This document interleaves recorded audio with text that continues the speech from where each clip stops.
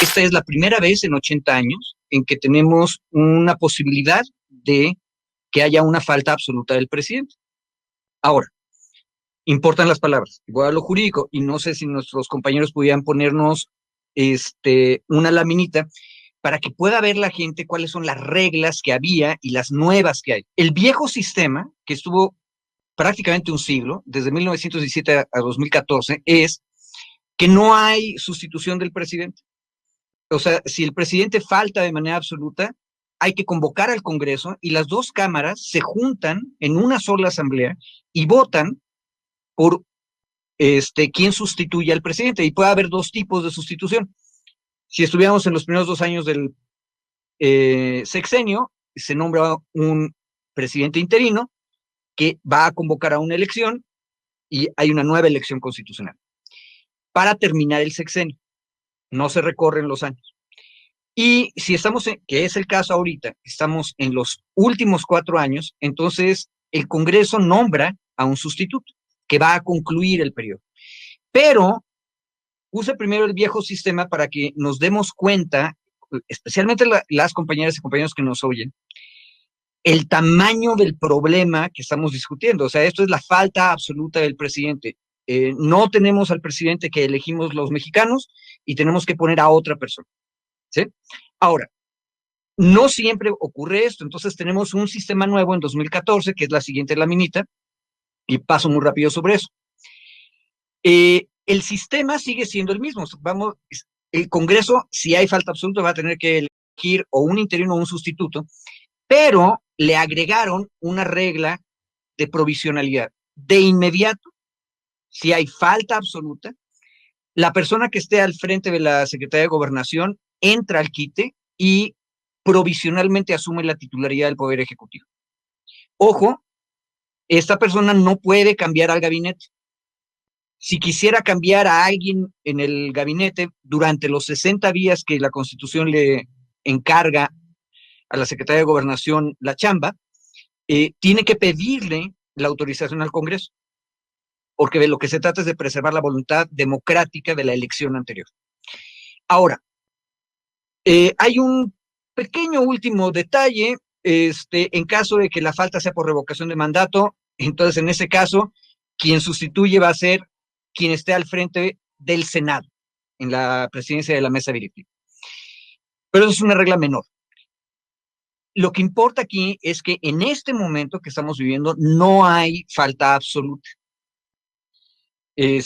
Pero estamos en una enfermedad, es una enfermedad que a todos nos preocupa y nos preocupa muchísimo, y por eso tenemos que estar muy atentos de cómo es la evolución del presidente. Hasta ahora lo que sabemos es que es una evolución muy razonable y que está recibiendo todos los cuidados que se necesitan.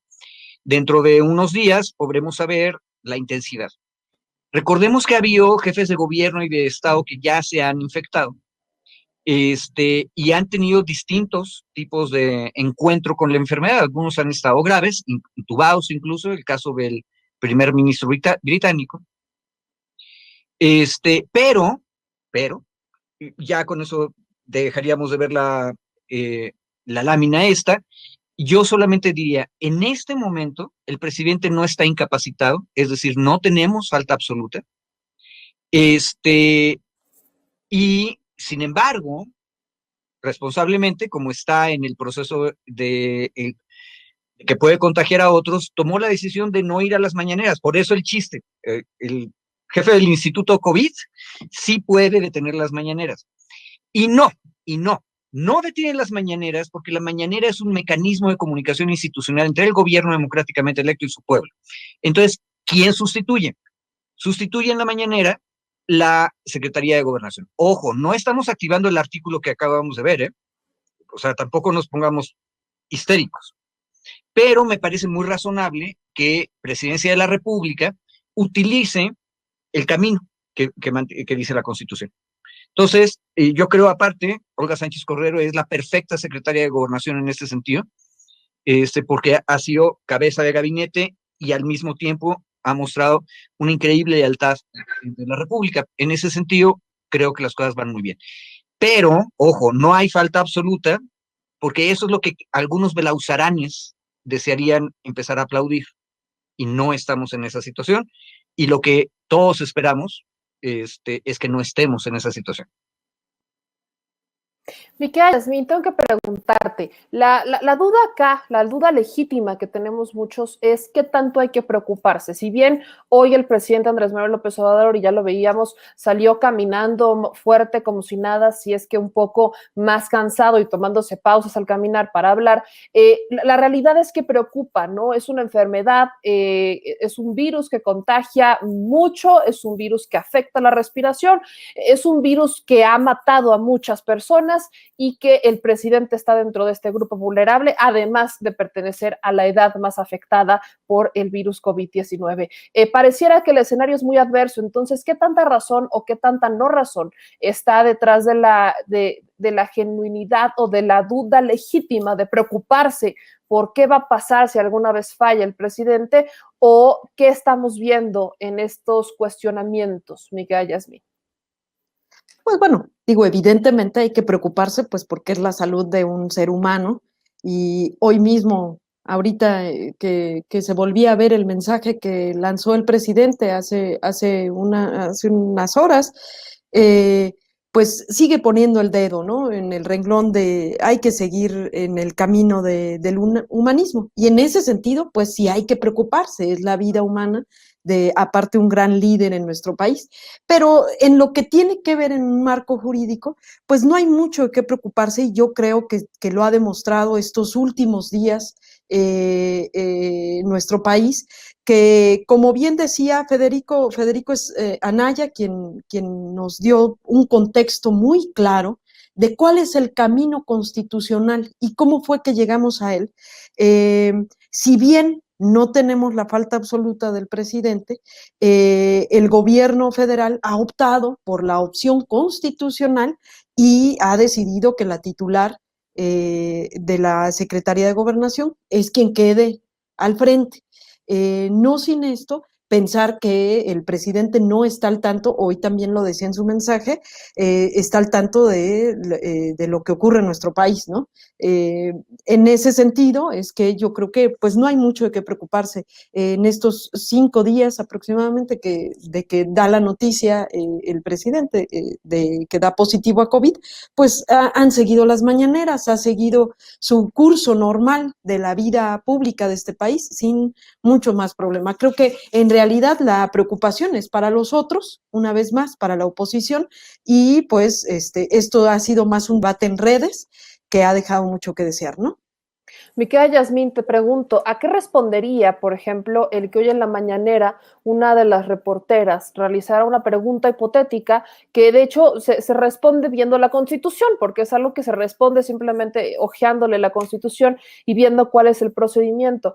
¿A qué responde esta insistencia que se llevó a las mañaneras por ahora sí cuestionar a la secretaria de Gobernación de este escenario que no estamos viviendo porque el presidente está en facultades, el presidente sigue trabajando, el presidente no ha solicitado ninguna licencia, pero como que aparentemente viéramos que el interés detrás de estos cuestionamientos o de esta campaña es otro? ¿A qué respondería? Pues responda a esta campaña incisiva de querer desestabilizar este gobierno, ¿no? Todo les pica, pues, o sea, si hay plan de vacunación les molesta, si hay muchas vacunas, si hay pocas vacunas, todo les molesta. Evidentemente, pues es sacar de centro en este espacio, pues, las mañaneras, que aparte han sido muy golpeadas, ¿no? O sea, es decir, un poco lo que decía Federico en su participación, bueno, lo que no logró el INE, ¿no? Al titubear, al querer sacar de jugada al presidente con las mañaneras, pues lo está haciendo tal vez el COVID. Sí ha puesto en jaque el tema de las mañaneras, ¿no? Que ha salido bien, ¿no? De cualquier modo. Pues vamos a ver esta segunda parte de Cuarto Grado para ir avanzando con este análisis y yo les pido que por favor lo compartan para que podamos inclinar los debates, hacerlo un poco más balanceado, porque yo nada más veo mucho debate del otro lado y de las fake news, pero hay que impulsar estos análisis. Así que mi querido Richard, échame esta segunda parte de Cuarto Grado. Tras el anuncio de Andrés Manuel en Twitter y en sus redes sociales que estaba enfermo, que había contraído, se había contagiado de COVID, las reacciones pues fueron, por un lado, fue una reacción que puso a uno la piel de chinita. Cientos de personas, miles de personas, haciendo de una forma prácticamente inmediata tendencias en Twitter, en Facebook, en sus páginas, diciendo fuerza presidente, diciendo AMLO estamos contigo. Eso yo creo que hay que rescatar, que la relación que tiene Andrés Manuel López Obrador con sus votantes, con la gente que lo sigue, con una buena parte de la población mexicana, no la habíamos tenido con otro presidente, al menos desde que yo tengo uso de razón, y seguramente desde hace muchísimos años. Quizá el único proceso social, emotivo, amoroso incluso, es el que hubo con el presidente, el general Lázaro Cárdenas, pero fue distinto porque no era tan masivo, porque no había estas formas de comunicar, y además era un contexto completamente distinto. En el caso de lo que sucedió, pues fue una muestra de este apoyo que existe a Andrés Manuel, de esta relación tan interesante que por un lado mezcla razón, pero por otro lado mezcla algo muy emotivo de decir mi presidente, ¿no? Que es algo que no cualquiera lo dice.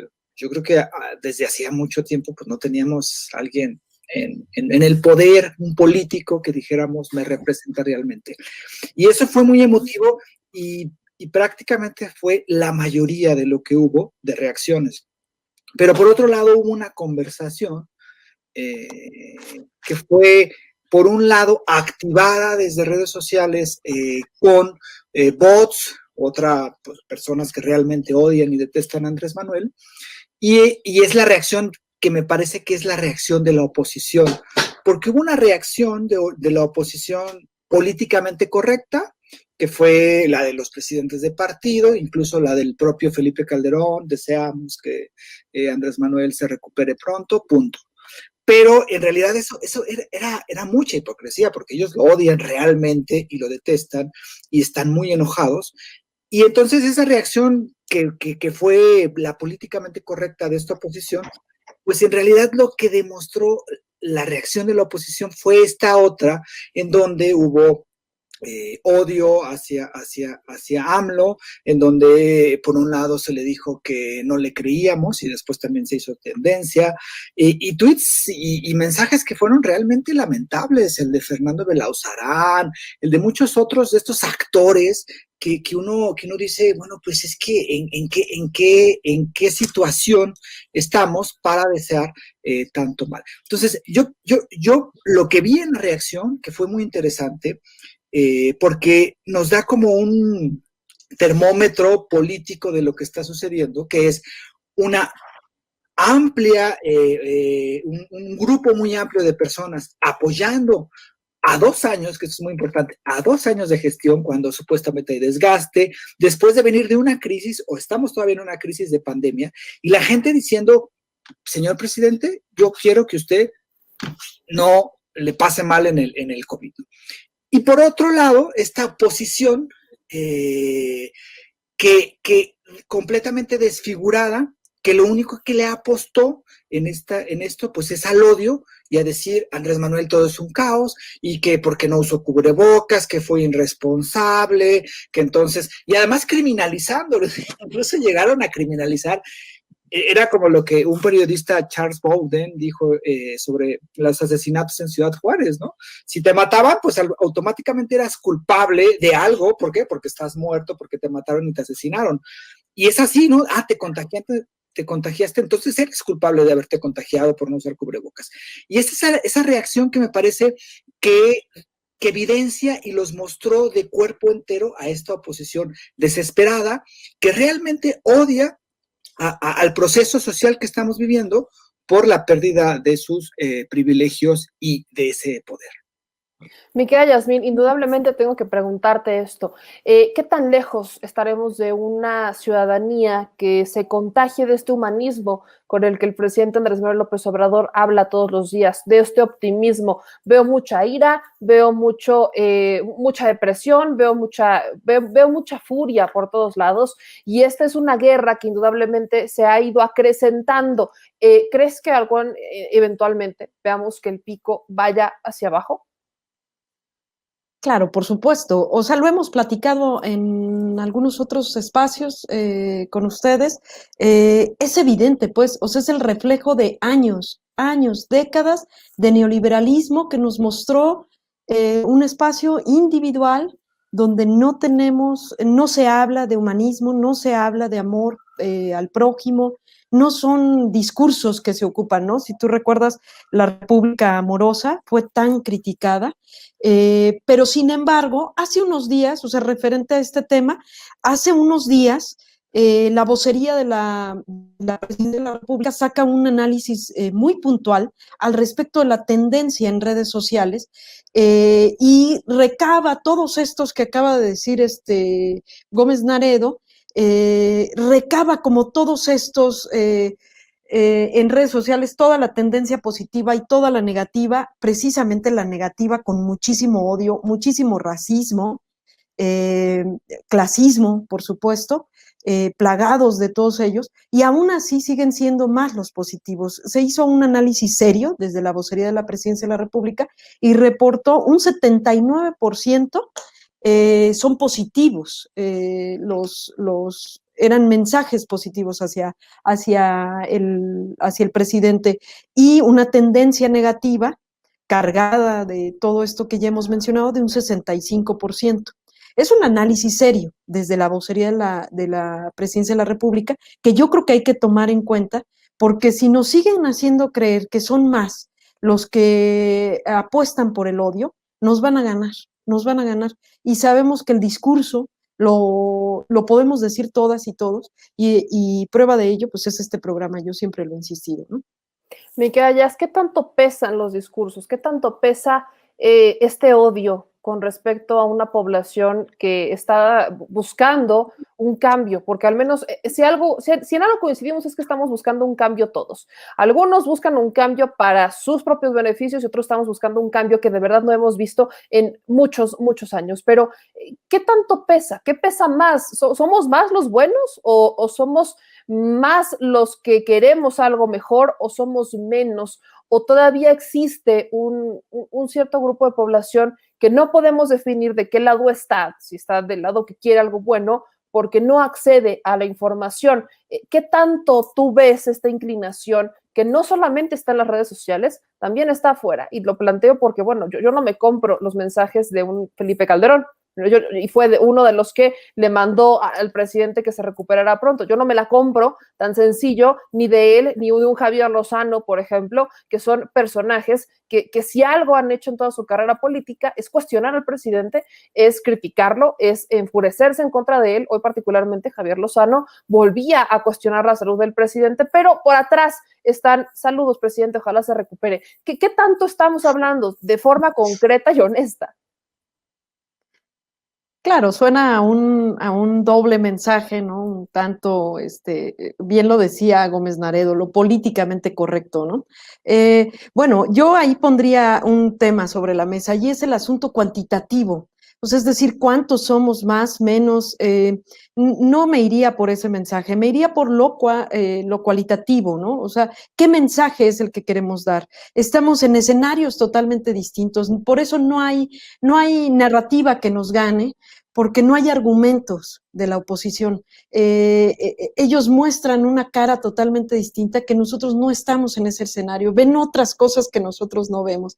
Es muy importante quién dice las narrativas, por supuesto, eso sí, por eso hay que insistir mucho en que hay otros espacios para dar también la pelea en la narrativa, ¿no? Es decir, esta idea que se tiene de quién cuenta la historia, ¿no? Los vencidos, los ganadores, gobernadores, quién es el que cuenta la historia. Y aquí lo importante es que el movimiento que respalda al gobierno actual, al presidente, ha sido un movimiento que ha dado la narrativa en las calles y que la ha ganado, que ha ganado esa narrativa. Y en ese sentido, un poco preparando para el siguiente corte que vamos a escuchar, agarrándonos de lo que decía Gómez Naredo, bueno, ¿y dónde está la oposición, no? ¿Qué discurso? ¿Dónde queda la oposición, no? En esta narrativa, ¿qué dará vergüenza o no dará vergüenza a lo que dice? Precisamente una vez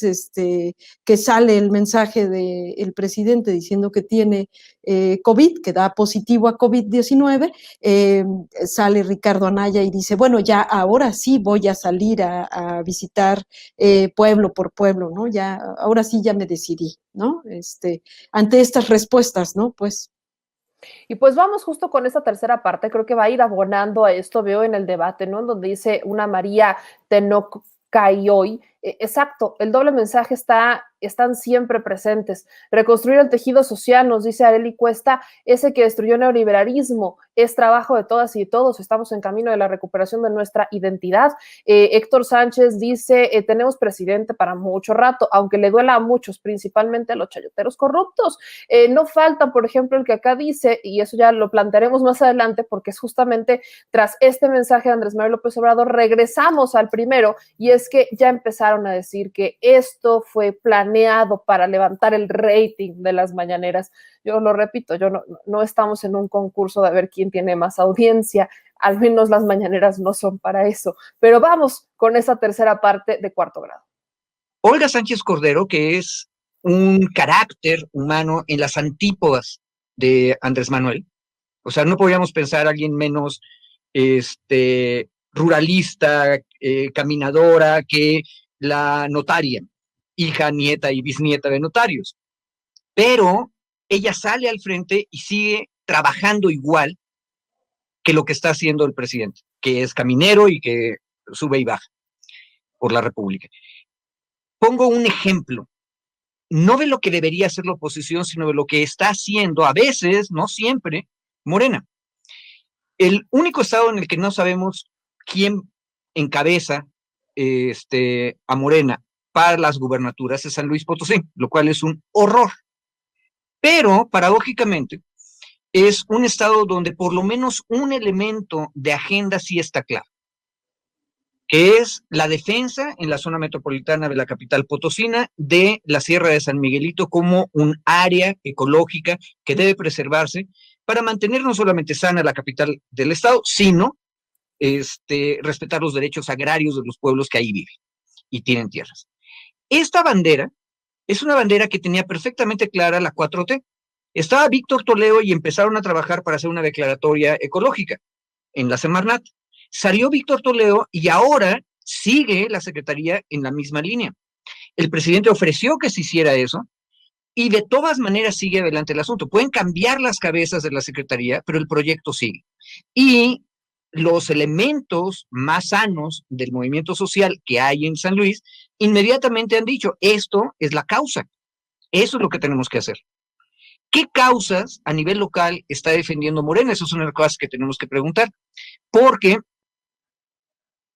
si el presidente faltara, sea por un día o 2 días, pensemos que un día se puede romper una pierna y no lo tienen que dormir para enyesarle bien el fémur, ¿sale? Esas 2 horas o esas 12 horas tiene que ser sustituido por su secretaria de Gobernación. Pero eso no importa. Lo jurídico constitucional no importa porque hay un movimiento y estamos todos los demás para sustituir. Primero la secretaria de Gobernación y luego todos los demás. Y entonces, ojo, este riesgo en el que estamos y que no queremos, como bien dice Jorge, pensar en el peor de los siniestros imaginables, y no lo vamos a hacer, somos optimistas, pero seamos más optimistas estructuralmente. No hay problema porque era una de nuestras frases, ¿no? No está solo. El presidente no está solo. Mi querida Jazz, indudablemente, la pregunta es, ¿la secretaria de Gobernación ha hecho bien las mañaneras a su estilo Me tocó personalmente, que a mí sí me respondió algunas preguntas para las cuales ya llevaré una respuesta, por supuesto, porque hubo contrarréplica, pero bueno, el asunto es, ¿qué tan lista estará la secretaria de Gobernación para ser la mujer más informada de México? Lo digo porque si en algún escenario ella tuviera que estar completamente a cargo del país, tendría que ser la mujer más informada de México, porque el presidente es el hombre más informado de México. Y eso es el poder que ha tenido Andrés Manuel López Obrador, independientemente de su cercanía con la gente. Si bien es cierto que la Secretaría de Gobernación ha sido extremadamente leal a un Andrés Manuel López Obrador, si bien es cierto que la Secretaría de Gobernación ha hecho un muy buen papel como secretaria de Gobernación en la toma de decisiones, ¿qué tanto estará lista la Secretaría de Gobernación para tomar las decisiones como las tomaría un Andrés Manuel López Obrador sin alterar el proyecto de nación? ¿Confías en que el proyecto de nación siga con o sin el presidente, incluso proyectándolo a un 2024, que sabemos que el proyecto del presidente Andrés Manuel López Obrador debería de extenderse al 2024 y posterior al 2024, porque hay cosas que solamente se quedarán en las bases de un cambio, de una construcción inmensa? Bueno, estás preguntando realmente el hilo negro, Meme. Lo primero sería, bueno, bien lo dice Federico Anaya, el mensaje es, no estás solo, ¿no? Ese era el mensaje. Pero también el mensaje esto no era que este proyecto no es tarea de un solo hombre. Hay que rescatar, por supuesto que sí, las causas, pero yo seguiré insistiendo que de que da positivo COVID al presidente a la fecha, el gobierno federal ha mantenido el curso tradicional. Si bien el ejercicio de la mañanera es un ejercicio de, no nada más de información, sino aquí lo hemos platicado, también ahí se vierten no solamente dudas, sino denuncias, eso sigue ocurriendo. Es decir, el programa, el gobierno federal sigue teniendo programas, no se pararon las obras, sigue estando un plan de vacunación, eso no ha parado, a pesar de que tenemos al presidente en un momento complicado en su salud. Es decir, eso nos da una pauta de que el proyecto puede mucho más que una sola persona. Evidentemente esto no nos dice qué va a ocurrir dentro de unos años, ¿no? Decías tú, bueno, pensando en el 24 y demás, no lo podemos saber. Lo que sí podemos saber es estas claves que bien nos dice Federico, nos tenemos que seguir tomando de las causas que ha tenido este movimiento durante décadas. Hay que también decirlo, porque hay que decirlo, lo que está haciendo este gobierno, lo que está haciendo el movimiento que encumbra al presidente de la República es inédito, nunca antes se había hecho. Entonces, no sabemos realmente cómo lo podrá sostener. En este caso, tú mencionas, bueno, a la secretaria de Gobernación, pero lo que sí podemos es decir, bueno, lo está haciendo bien, ¿no? En este momento lo está haciendo bien. Exacto, no estamos hablando de el escenario del hoy por hoy, lo que estamos viendo en las mañaneras, a su estilo, por supuesto, pues lo está resolviendo, lo está atendiendo y ahí está, ¿no? Ahí está, son personas distintas, eso queda completamente claro, de generaciones hasta eso distintas, ¿no? También hay que comprenderlo y con una operación distinta, pero sea como sea, lo está haciendo bien y el mensaje me queda perfectamente claro, que es, presidente, no está solo, el país avanza y el país ahí está, ¿no? Ahora, también tomemos en cuenta que el presidente no está incapacitado, el presidente sigue trabajando desde su oficina, entonces, desatendido el país no está, que esa era una preocupación, lo voy a dejar así, porque así que digan muy legítima, no la creo, pero una preocupación de algunos que cuestionaban el estado de salud de Andrés Manuel López Obrador. Y vamos con esta siguiente parte de cuarto grado, donde ya es la última parte de nuestro cuarto grado de este viernes. Me quedo con este punto que ustedes dicen que es un momento muy interesante porque ayer supimos que también Carlos Slim se contagió, ¿no? Entonces, bajo esta argumentación de días pasados por parte de la oposición, nosotros podríamos ir desmenuzando cuál es la ética neoliberal que existe hoy en día que exalta pues a los empresarios multinacionales como estos sujetos que están encargados de trazar el devenir histórico. Y quiero hacer esta comparación, ojalá que ambos se recuperen, pero sí es importante ver de qué manera se juzga a dos de los personajes más importantes en este país. Uno por todo este apoyo político, por este movimiento que está encabezando, y el señor Carlos Slim, que es reconocido por las listas como uno de los hombres más ricos a nivel mundial, ¿no? En un momento en el cual la subjetividad concibe como a un sujeto exitoso aquel que es hombre, aquel que es privilegiado por ser burgués, aquel que es blanco, aquel que tiene ciertas características. Entonces tenemos a un Carlos Slim que se contagió y yo no estoy viendo a las redes sociales, como mencionó Jorge, de estar culpabilizándolo, ¿no? Además, él que estaba a cargo de la producción de una de las vacunas que nos iba a venir a pues dar un poquito de tranquilidad a nivel mundial. Entonces aquí esto lo menciono porque pues yo sí me mantengo en una postura optimista. El presidente, si bien ha sido contagiado, hay protocolos médicos que ya se tienen como exitosos o se conciben como efectivos para hacer frente al COVID, y muestra de ello lo que nos está diciendo ahorita Yasmín. Nos decía que el presidente sigue tomando decisiones, ya con un diagnóstico de COVID positivo, nos trae 24 millones de vacunas con estas negociaciones que se tienen con los rusos. O sea, aquí es muy interesante que también hagamos el análisis geopolítico, ¿no? Ver cuál es la situación de Estados Unidos, que nuestro presidente esté negociando con otro de los países que son potencia, que tienen pues direcciones y directrices políticas y económicas distintas a las que estamos acostumbrados. Entonces esa fortaleza pues nos ayuda también a ir ubicando de qué lado tenemos que apoyar, porque hay un proyecto que es empresarial, transnacional, individualista, con este ethos que es conocido y con el cual se asocia la economía, pero pues también hay otro representante que ya tiene este apoyo popular, que también va a hacer frente al COVID, y que si se va a juzgar a uno, se tiene que juzgar a todos por este marco de aparente descuido, como mencionaban algunos medios, o irresponsabilidad.